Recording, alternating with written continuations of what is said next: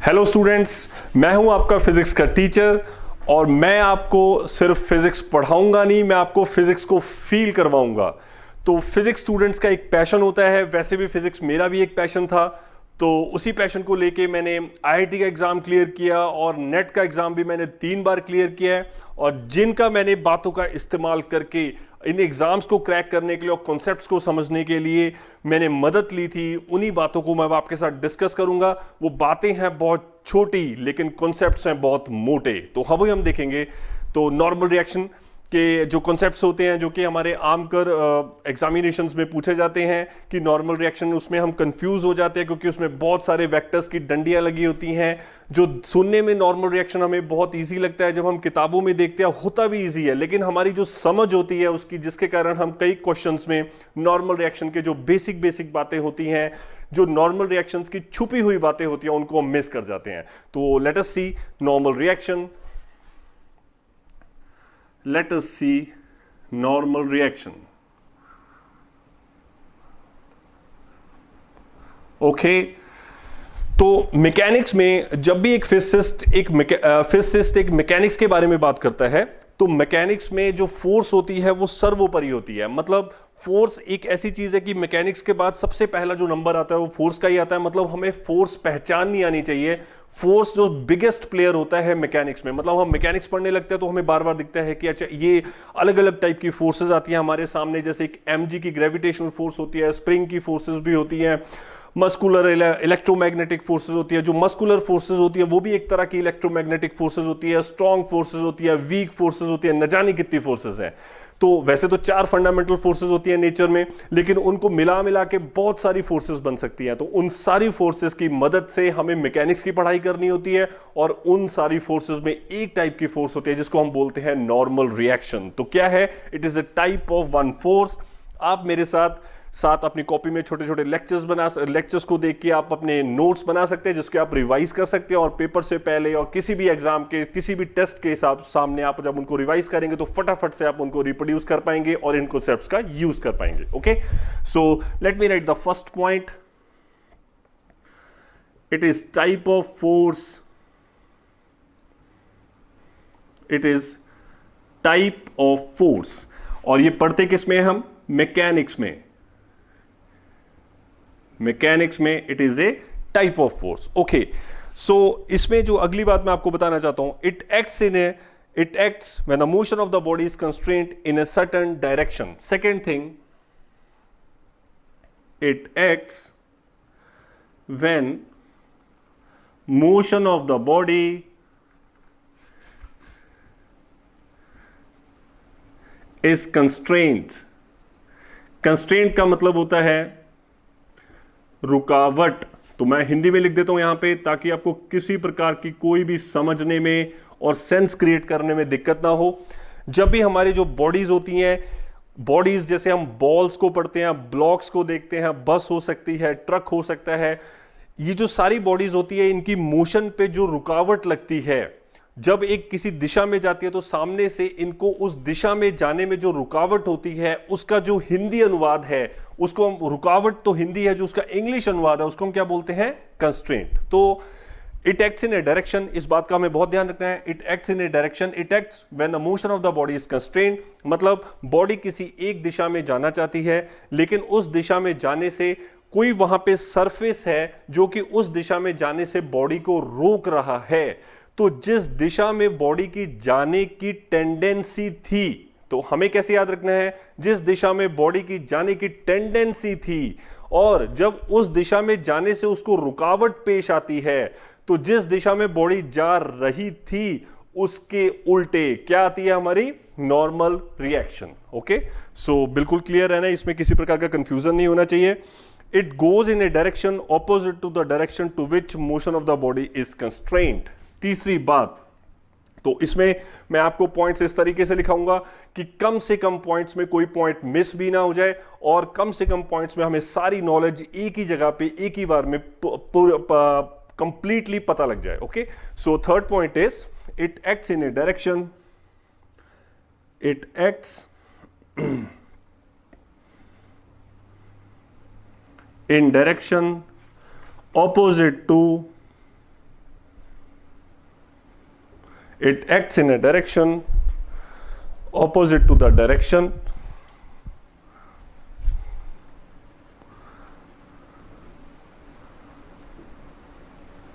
it acts in a direction opposite to the direction to which motion of the body is constrained. बिल्कुल आसान.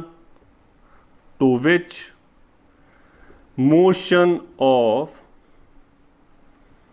body is constrained. तो ये हो गया उसका डायरेक्शन निकालने का तरीका. थर्ड नंबर पॉइंट, इसके मैं ब्रैकेट में लिख देता हूं हिंदी में ताकि किसी प्रकार की आपके माइंड में कंफ्यूजन ना हो. ये है कंस्ट्रेंट मोशन या नॉर्मल रिएक्शन निकालने दिशा, नॉर्मल रिएक्शन की दिशा निकालने का तरीका. तो कैसे करना है आपको देखना है कि बॉडी की जाने की टेंडेंसी किधर है. जिधर बॉडी जा रही है उसको एक रुकावट पेश आती है. तो जिधर बॉडी जा रही थी उसको रुकावट आई, तो ऑब्वियसली जो रुकावट है जिधर बॉडी जा रही थी, फोर्स उस रुकावट को उल्टा लगती है. जो उल्टा फोर्स आती है सरफेस के कारण, याद रखना है आपको, सरफेस के कारण, वह क्या होता है? Normal reaction. Okay, so it is very easy. तो आप जैसे देख सकते हैं कोई टेबल पे हमारा ब्लॉक पड़ा हुआ है, टेबल पे आपका पेंसिल बॉक्स पड़ा हुआ है, या टेबल पे आपने कोई डिब्बी रख दी है, तो वह डिब्बी नीचे नहीं गिरती है क्योंकि वहां पे नीचे किसका सरफेस है? टेबल का सरफेस है. तो जो डिब्बी थी या जो ब्लॉक था उसकी टेंडेंसी थी कि सेंटर ऑफ अर्थ की ओर जाए. आपको पता है जो भी डिब्बी होती है, कोई भी मास होता है, उस पे mg फोर्स होती है towards the centre of the earth, और वो सरफेस की ओर उसकी डायरेक्शन होती है. लेकिन अगर उसकी डायरेक्शन को हम लंबा खींच देते हैं तो सेंटर ऑफ अर्थ की ओर वो जाती है. तो वो सेंटर ऑफ अर्थ की ओर जाना चाहती थी, लेकिन वहां पे किसका? टेबल का सरफेस था जो कि उसको रोकता है, उसमें रुकावट पैदा करता है, उसमें कंस्ट्रेंट पैदा करता है जो कि उसको नीचे नहीं जाने देता. तो टेंडेंसी किधर थी उसकी जाने को? नीचे को. नीचे को टेंडेंसी, तो ऑब्वियसली नॉर्मल रिएक्शन किधर को आया है? ऊपर को. तो जिस तरफ को बॉडी की जाने की टेंडेंसी होती है उसके अंदर जब रुकावट लगती है तो उसमें उल्टी दिशा में आपको नॉर्मल रिएक्शन लगाना होता है. तो बिल्कुल कंफ्यूज हुए बिना आपको नॉर्मल रिएक्शन निकालना कैसे होता है, नॉर्मल रिएक्शन की दिशा कैसे सोचनी होती है, जो मैंने बोला है इसको आपको ध्यान रखना है. ओके, अगली और चौथी बात, magnitude depends on the degree to which the motion of the body is constrained. Magnitude depends on degree to which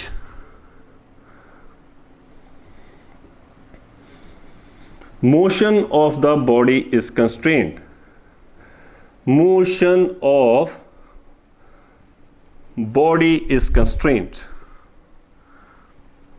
इसका क्या मतलब हुआ है? आप मुझे बताइए कि आपने बहुत ऊपर से छलांग लगानी है, तो जब हम उसमें पानी में जंप मारते हैं तो हमें चोट कम लगती है क्योंकि पानी के कारण जो रुकावट है, जो कंस्ट्रेंट है हमारी बॉडी के ऊपर, वो कम होता है. और वही अगर हम जंप धड़ाम से धरती के ऊपर लगा दें और तब क्या होता है? हमारे हाथ पांव टूट जाते हैं और हम देखते हैं कि अब प्लास्टर लग गया, ये सब हो गया. क्यों होता है? क्योंकि आपको जो हर्ट है, आपको जो चोट पहुंची है, वो नॉर्मल रिएक्शन से पता लगता है. जितना नॉर्मल रिएक्शन ज्यादा लगता है आपके ऊपर, उतनी आपके बॉडी के ऊपर चोट पहुंचती है. ठीक है, तो आपको कैसे याद रखना है? तो जब भी आप देखिए आपने ऊपर से जंप मारा, आपने बहुत सारी वीडियोस में देखा होगा जब लोग नीचे एक बहुत बड़ा गद्दा बिछा देते हैं या एक सॉफ्ट इलास्टिक लगा देते हैं तो उसमें जंप मार मार के खेलते हैं. तो जब उसके ऊपर वो जंप मारते हैं, वो जो गद्दा होता है या वो जो इलास्टिक होता है, वो आदमी के साथ, जो उसके ऊपर जंप मारता है उसके साथ नीचे जाता है. तो कहने का मतलब वह जो गद्दा होता है या जो इलास्टिक होता है, जो भी व्यक्ति उसके ऊपर कूदता है उसको कंप्लीटली रुकावट पेश नहीं करता है, कम रुकावट पेश करता है. जब कम रुकावट पेश करेगा तो ऑब्वियसली जो नॉर्मल रिएक्शन है, उल्टी दिशा में रुकावट, जिस तरफ को बॉडी की जाने की टेंडेंसी होती है उसके उल्टी रुकावट होती है. जिस तरफ को उल्टी रुकावट जब कम होगी तो आदमी को चोट कम लगती है और वो आराम से उस पर आप देखिए कूद कूद उछल कूद करके खेलता है. ओके, तो इसी तरीके से तो कैसे याद रखना है हमें? जितनी ज्यादा रुकावट पेश होगी उतना ज्यादा नॉर्मल रिएक्शन होगा. जब नीचे हार्ड सरफेस होता है जिसमें कोई चांस नहीं है कि आदमी उसमें अंदर चला जाए, हार्ड सरफेस पे रुकावट 100% है कि किसी आदमी ने जब नीचे कूदता है तो हार्ड सरफेस से 100% उसको रुकावट मिलती है। हार्ड सरफेस व्यक्ति को अंदर जाने की कोई भी किसी प्रकार का चांस नहीं देता है। तो कहने का मतलब उसमें नॉर्मल रिएक्शन बहुत ज्यादा होता है। ओके, सो ये क्या लिखा मैंने, magnitude depends on the degree to which the motion of the body is constrained. जितना ज्यादा कंस्ट्रेंट, जितना ज्यादा रुकावट का बॉडी को सामना करना पड़ेगा, जितनी कड़क रुकावट का बॉडी को सामना करना पड़ेगा, उतना ज्यादा नॉर्मल रिएक्शन होता है। तो थर्ड पॉइंट से हमें नॉर्मल रिएक्शन की डायरेक्शन पता लगती है, और फोर्थ पॉइंट से हमें नॉर्मल रिएक्शन का मैग्नीट्यूड पता लगता है। आप लोगों को पता होगा जो फोर्स होती है, आप लोग को पता है जो फोर्स है वह एक प्रकार की वेक्टर क्वांटिटी है। जो वेक्टर क्वांटिटी होती है, इसके पास दो चीजें होती हैं, एक है मैग्नीट्यूड। वेक्टर को एक्सप्लेन करने के लिए एक हमारे पास मैग्नीट्यूड होना चाहिए, और वेक्टर को एक्सप्लेन करने के लिए एक हमारे पास डायरेक्शन होनी चाहिए। दो चीजें होनी चाहिए। Okay, so point number 3 direction के बारे में बात करता है, पॉइंट नंबर 4 मैग्नीट्यूड के बारे में बात करता है। जितनी ज्यादा रुकावट होगी उतना ज्यादा मैग्नीट्यूड होगा नॉर्मल रिएक्शन का।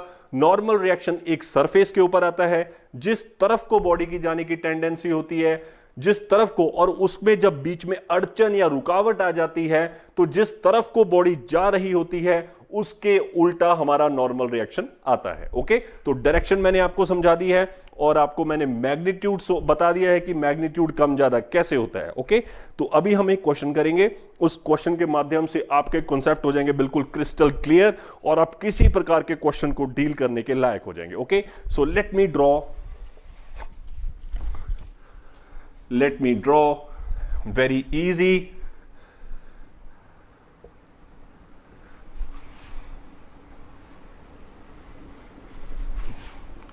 आपके सामने आप मानिए 4 डब्बे हैं, और चारों आइडेंटिकल डब्बे हैं। 10 kg, 10 kg, 10 kg, 10 kg। यह डब्बा फ्री फॉल में है, ऊपर हवा से गिर रहा है धड़ धड़ करके। यह जो डब्बा है यह किसी मैंने टेबल पे रखा हुआ है, और टेबल रुका हुआ है, तो यह पूरा स्टैटिक सिस्टम है। यह जो डब्बा है हमारा, यह भी मैंने टेबल पे रखा हुआ है, और टेबल के साथ मतलब टेबल के ऊपर डब्बा पड़ा है, और डब्बा और टेबल का जो सिस्टम है दोनों के दोनों नीचे कितनी देर से जा रहे हैं, कितनी एक्सेलरेशन से जा रहे हैं, 2 मीटर पर सेकंड स्क्वायर से। और आखिरी क्या है, ये जो डब्बा है हमारा टेबल पे पड़ा है, और जो टेबल और डब्बे का सिस्टम है वो ऊपर कितना जा रहा है, 2 मीटर पर सेकंड स्क्वायर से। तो इन चारों केसेस में डब्बा एक में फ्री फॉल है, डब्बा एक में स्टैटिक टेबल पे है, डब्बा एक में टेबल पे है जो कि टेबल और डब्बा दोनों नीचे हमारा 2 मीटर पर सेकंड स्क्वायर से आ रहे हैं, और एक में ऊपर जा रहे हैं। हमें चारों केसेस में क्या निकालना है, नॉर्मल रिएक्शन। अगर आप ये कर पा रहे हैं तो आप समझिए नॉर्मल रिएक्शन आपको बिल्कुल किसी प्रकार की कोई दिक्कत नहीं आएगी कभी भी किसी सवाल में। इसमें चारों केसेस हमने कवर किए हैं। ओके, तो जब इसमें आ रहा है, देखिए जब ऊपर से नीचे डब्बा धर धर करके नीचे गिर रहा है, क्या इसमें कोई नॉर्मल रिएक्शन है? नो नॉर्मल रिएक्शन किसी प्रकार का, क्योंकि इस वाले डब्बे पे, इस वाले ब्लॉक पे जब ये नीचे गिर रहा है, इस पे कोई भी रुकावट का सामना इस ब्लॉक को नहीं करना पड़ रहा है, so there is no normal reaction. Okay, second, तो इसमें आप देखिए जो डब्बा है, एक और बात मैं आपको बताना चाहता हूं, अभी हम देखेंगे अगले फर्दर अपने वीडियोस और लेक्चर्स में। कभी भी हमें जब फोर्स निकालनी होती है, कभी भी हमें जब कुछ भी मैकेनिक्स में फोर्स से रिलेटेड करना होता है, तो किसका हम सहारा लेते हैं? F इजिकल टू ma का। इसको हम क्या बोलते हैं? Master equation. इसको हम क्या बोलना है? Master equation. न्यूटन्स के 3 लॉ हैं, तीनों लॉ में जो सबसे बड़ा पिताजी लॉ है ये कौन है? F is equal to ma। आप F इजिकल टू ma में कुछ भी आप भर के किसी प्रकार के भी रिजल्ट निकाल सकते हैं। तो वॉट एवर, जब भी हम मैकेनिक्स में बोलते हैं कि हमें चीजें सॉल्व करनी है, उसका मतलब क्या है? हमें F इजिकल टू ma को सॉल्व करना है, उसका मतलब ये होता है। ओके, और इस इक्वेशन में जरा हल्की एक और बात आपको याद रखनी है, यह इक्वेशन होती है हमारी कॉज एंड इफेक्ट इक्वेशन। ये बहुत जरूरी बात है, इस बात को मिस अगर आप करेंगे तो सवालों में बहुत दिक्कत हो सकती है। इसका मतलब क्या हुआ? कोई भी अगर क्वेश्चन आ जाए उसमें उस बॉडी पे जो भी फोर्सेस लगती हैं, जिसमें आप mg लगा सकते हैं, नॉर्मल रिएक्शन लगा सकते हैं, कोई स्प्रिंग की फोर्स हो सकती है, कोई भी स्ट्रॉन्ग या वीक फोर्सेस हो सकती है, वो कहां पे भरनी है आपको? इस f में। जो भी बॉडी पे फोर्सेस लगती हैं किधर भरनी है? वो हमारे इस f में। और जब वो फोर्सेस उसके ऊपर लग जाएंगी तो उस बॉडी के साथ क्या होगा? वो बॉडी कितनी तेजी से लुढ़केगी, कहां जाएगी, किधर को जाएगी, उसका इफेक्ट हमें इस ए से पता लगता है। ठीक है, तो एक बॉडी पे बहुत सारी फोर्सेस हो सकती हैं, लेकिन एक ही बॉडी अलग अलग दिशा में नहीं जा सकती। एक बॉडी तो किसी एक समय में किसी एक ही दिशा में जाएगी। तो ऑब्वियसली जो बहुत सारी फोर्सेस एक बॉडी पे हो सकती हैं वो आपको यहां भरनी होती हैं, और वह बॉडी आखिरी में उन सारी फोर्सेस के इफेक्ट के अंदर किधर मूव कर गई, उसका जो इफेक्ट होता है वो इस एक्सेलरेशन में पड़ा होता है। तो हमें फोर्सेस भरनी यहां होती हैं और एक्सेलरेशन आपको राइट हैंड साइड से उसकी निकालनी होती है। ओके, सो इसमें नो कंफ्यूजन, बिल्कुल दिमाग में आप इसको क्लियर रखिए। अच्छा, ये बात मैंने आपको इसलिए बताई है क्योंकि हमें चारों क्वेश्चंस में क्या फाइंड आउट करना है? नॉर्मल रिएक्शन हमें फाइंड आउट करना है। इसमें there is a no normal reaction. इसमें आइए जरा, इसमें आप देखिए 10 kg का ब्लॉक है, जो नीचे को उसका mg फोर्स लगेगा। ये नीचे अगर mg फोर्स लगेगा तो ये जो हमारा टेबल है इस ब्लॉक को रुकावट का पेश कर रहा है। ये जो टेबल है ब्लॉक को रुकावट पेश कर रहा है, तो ब्लॉक की टेंडेंसी नीचे जाने की थी, तो इसमें नॉर्मल रिएक्शन किधर आएगा? उल्टा। बॉडी पे नॉर्मल रिएक्शन किधर लगेगा? ऊपर को, जिसका नाम हमने क्या रखा? N1। ओके, मैं इसको मिटा रहा हूं, बहुत ही आसान। इसमें आपको निकालना है, आप लगाइए F = ma। ये क्यों निकाल रहे हैं? क्योंकि हमें फोर्स निकालनी है। कभी भी फोर्स निकालनी हो या फोर्स के इफेक्ट्स निकालने हो तो पक्का याद रखिए आपको कहां पे जाना होता है? पिताजी इक्वेशन के पास। ये पिताजी इक्वेशन है, इसमें सब कुछ छुपा हुआ है। इस इक्वेशन से ही सारे आंसर्स निकलते हैं। इस तरफ आपको फोर्सेस भरनी होती हैं और इस तरफ से आपको उसके इफेक्ट निकालने होते हैं। ओके, तो देखिए आप यहां पे फोर्स इस बॉडी पे नीचे को कौन सी फोर्स थी? mg, जिसको हमने पॉजिटिव ले लिया।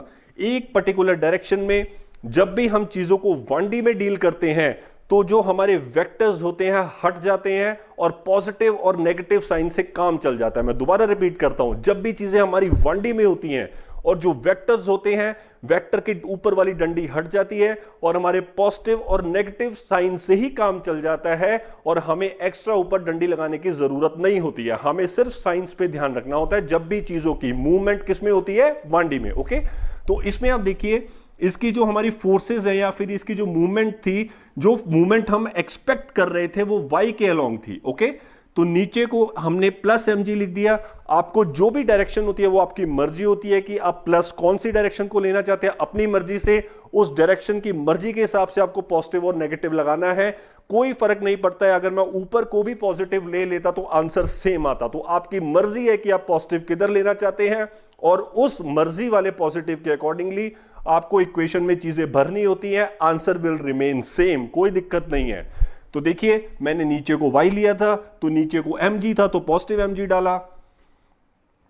ऊपर को मैंने लिखा -N1 इक्वल टू, ये पूरा सिस्टम क्या है? स्टैटिक, रुका हुआ है। एक बॉडी पे बहुत सारी फोर्सेस हो सकती हैं लेकिन उन सारी फोर्सेस के अंडर वो इक्विलिब्रियम में था और वो रुका हुआ था। तो फाइनल इफेक्ट कितना हुआ? मास मल्टीप्लाई बाय 0। तो कितना आया यहां से हमारा? N1 = mg।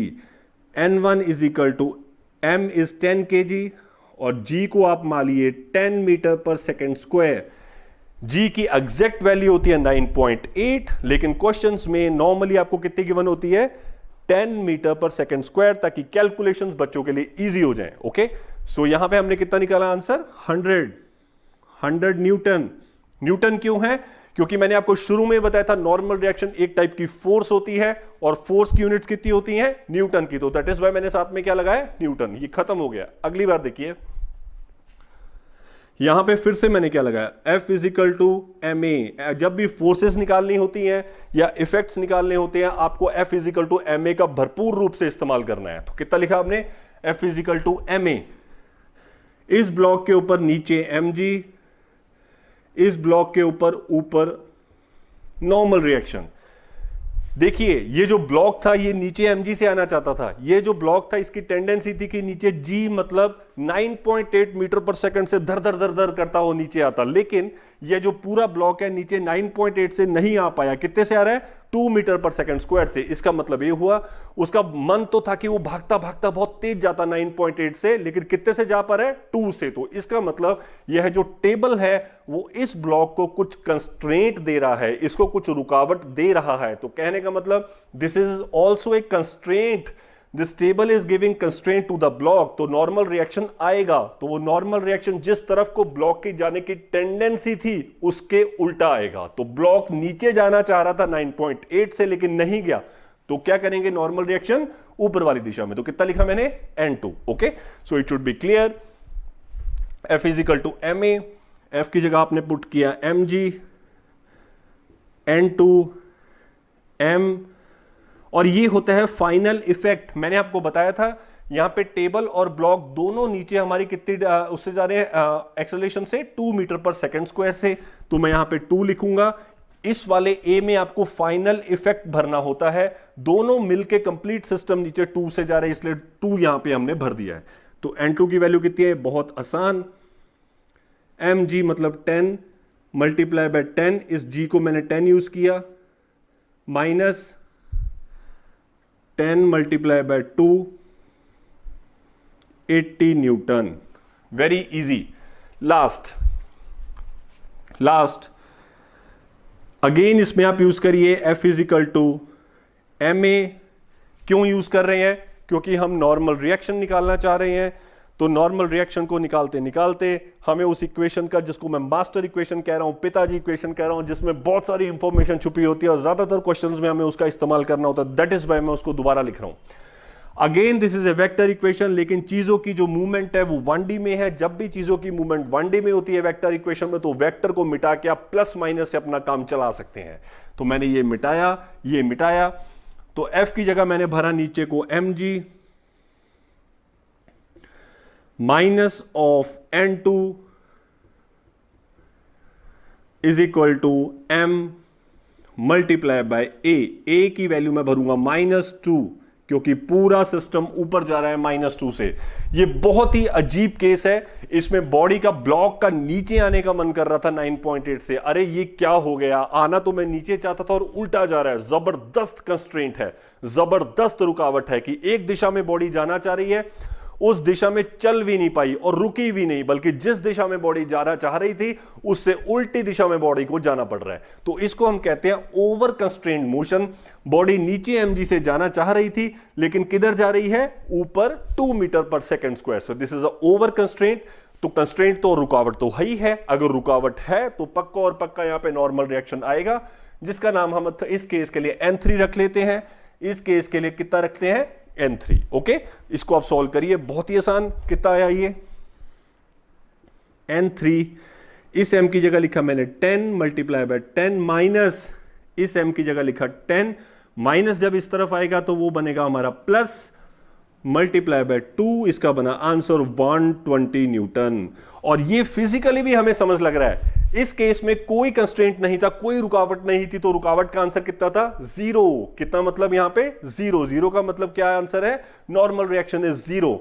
इस केस में हमें रुकावट थी, मतलब रुकी हुई थी चीज, स्टैटिक थी। तो इस केस में जितनी भी रुकावट का हमारा आंसर आया वो mg के बराबर आ गया, जो कि हम छोटी क्लासेस में देखते हैं, हम बहुत आसानी से याद करते हैं। जब भी कोई चीज रुकी होती है तो झट से उसका आंसर देते हैं कि उसका normal reaction is equal to mg होता है। ये किन केसेस में देना होता है, जब कोई ब्लॉक किसी टेबल पे, जब कोई ब्लॉक किसी धरती के सरफेस पे, अर्थ के सरफेस पे स्टैटिक पड़ा हो। और इस केस में mg से वो नीचे आना चाह रहा था, g से वो नीचे 9.8 से आना चाह रहा था, लेकिन 9.8 से नहीं आ पाए, कितने से आ पाए, 2 से। मतलब तेज दौड़ना चाह रहा था, उतना तेज नहीं दौड़ पाया, थोड़ा कम तेज दौड़ पाया। मतलब इसमें रुकावट तो है, लेकिन जबरदस्त रुकावट नहीं है, थोड़ी रुकावट है। तो इसलिए यहां पे आंसर रुकावट का 100 था और यहां पे आंसर कितना रुकावट का 80। ओके, इस चीज को जो थर्ड केस है, इसका एक और नाम भी है, इसको हम बोलते हैं अंडर कंस्ट्रेंट। ये आप लिख सकते हैं अपने साथ साथ नोट्स में, ताकि आप एग्जाम में उनको धनाधन रिवाइज कर पाए और उनसे क्वेश्चंस के आंसर निकाल पाए। और आखिरी केस, इसमें जो बॉडी है बिल्कुल नीचे जाना चाह रही थी और ये क्या हो गया, बॉडी की किस्मत तुम्हारी फूट गई, बल्कि जाना इस तरफ चाह रही थी और उल्टा जाना पड़ रहा है। तो कहने का मतलब जबरदस्त उसके रुकावट है, और वो जो रुकावट या कंस्ट्रेंट है वो टेबल के द्वारा दिया जा रहा है, और उसके कारण हमारा क्या आता है, रुकावट आने का ही मतलब होता है नॉर्मल रिएक्शन का आना। तो इस केस में जब हमने कैलकुलेट किया कितना आया 120 न्यूटन, क्योंकि जबरदस्त रुकावट थी, तो आंसर ज्यादा आना बिल्कुल तय था। इन चारों केसेस के कंपैरिजन से आपको पता लगेगा कि नॉर्मल रिएक्शन जैसा मर्जी आ जाए, रुकावट जितनी ज्यादा होगी उतना ज्यादा नॉर्मल रिएक्शन का मैग्नीट्यूड होगा, और रुकावट जिस तरफ बॉडी जाने की टेंडेंसी होगी उसका उल्टा जो दिशा होगी उस दिशा में नॉर्मल रिएक्शन की डायरेक्शन होगी। Okay, so I think you should be clear about this thing. Now normal reaction के बारे में हमने पढ़ लिया है। So in the next lecture, on the next video, we will be seeing the more concepts with a full of concepts and tricks and छोटी छोटी बातें जो हम मिस करते हैं, जो देखने में छोटी लगती है लेकिन मोटे मोटे concepts है। We will see corresponding to the forces कैसे निकालनी होती है in the next video. Okay, thank you.